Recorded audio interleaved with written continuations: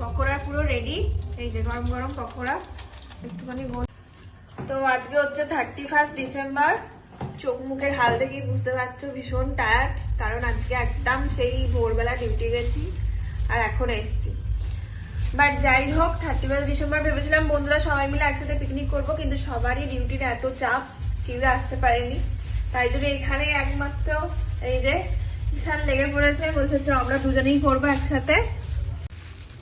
তো এখানে ও শুরু করে দিয়েছে হচ্ছে কি চিলি চিকেনের প্রিপারেশন হচ্ছে, আর ওটা হচ্ছে চিকেন পকোড়া। ছোটখাটো নিজেদের মধ্যে একটুখানি করি, আর কি করা যাবে, সবাইকে একসাথে পাওয়া আজকালকার দিনে খুব চাপের ব্যাপার।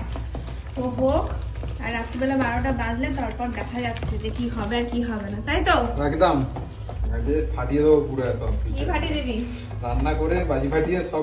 আর এই একটা মানুষ মানে রান্না করে খেয়ে সব থেকে সুখী থাকে।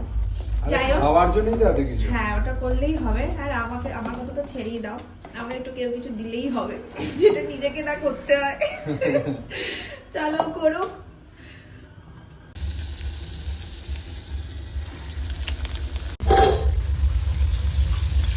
পকোড়া পুরো রেডি।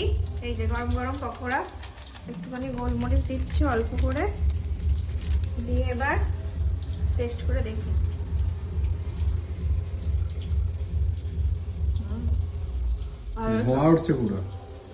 ভালো হয়েছে,